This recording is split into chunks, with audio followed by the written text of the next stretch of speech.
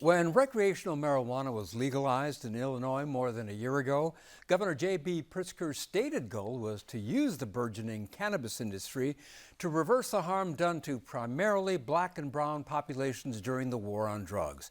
For the past year, however, those actually profiting from sales have been nearly all white men, a problem Pritzker hoped to fix by awarding social equity dispensary licenses.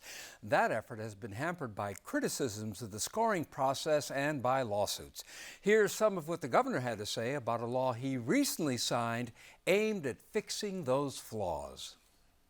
We have those 3 lotteries that are coming up, and as far as I'm concerned, we want to make sure that they go as smoothly as possible. And so we've been working every day since this bill was passed, really, to try to set up the proper lotteries so that we get the results that we're all expecting.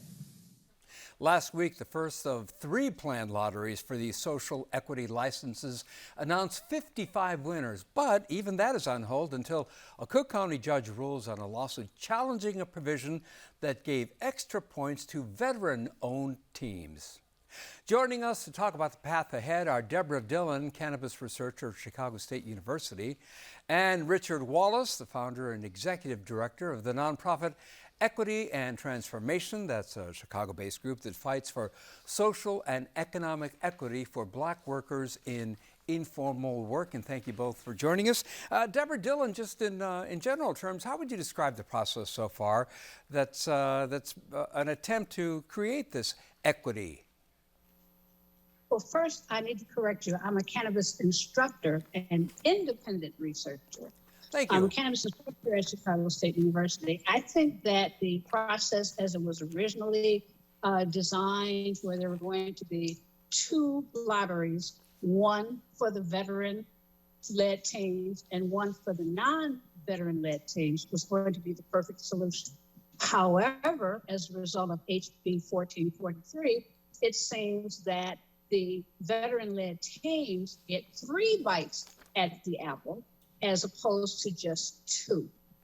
Since they've added a 3rd lottery, what should have happened was that there be a separate lottery for those veteran-led teams, plus those that qualified have an opportunity to be in the 3rd justice lottery, and then there'd be a separate lottery for the qualified applicants who are not veteran-led teams, and then they also have an opportunity to be in the justice-led lottery.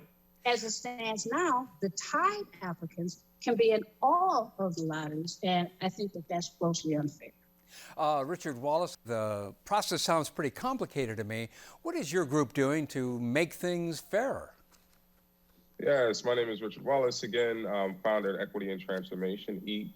And our organization is still committed to the process that we began with HB 1438, and that is to see true equity in the cannabis industry. We are currently organizing 2 campaigns that I think answer some of the questions that have still not been answered. One of them is a guaranteed income pilot project for system impacted folks, really to try to predict what are some ways that we can answer the question of how we get direct cash payments to survivors of the war on drugs.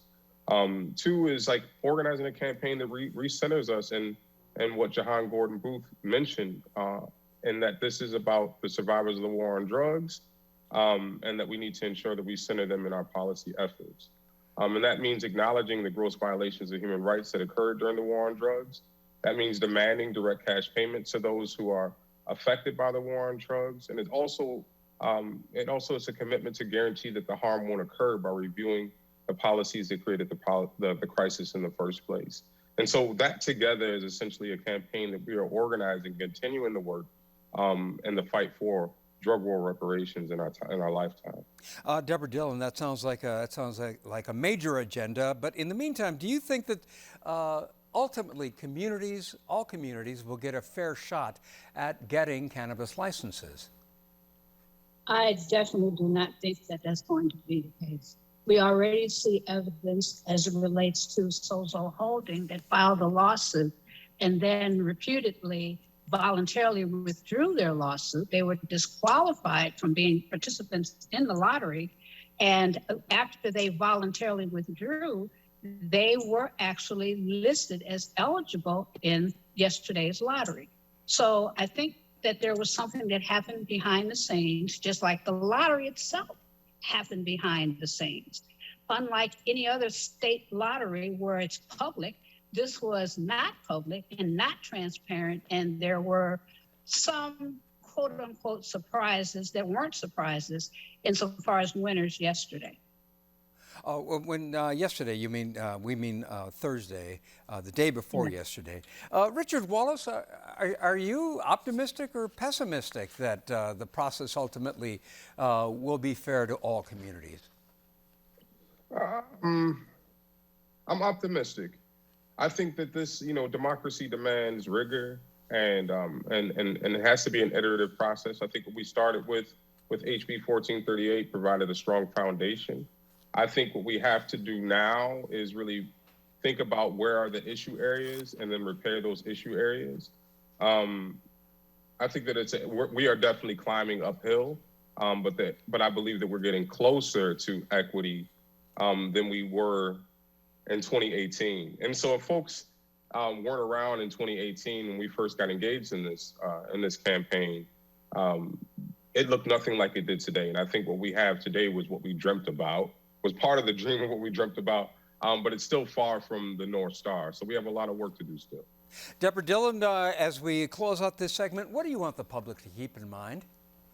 I want the public to keep in mind that 500,000 cannabis-only arrests felons.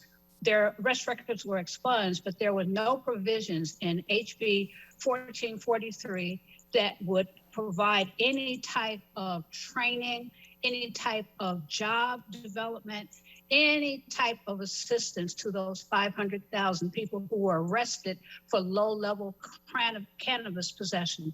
I think that that's reprehensible. And that's where we'll have to leave it. Deborah Dillon and Richard Wallace, thank you both for your insights. We very much appreciate it. Thank you.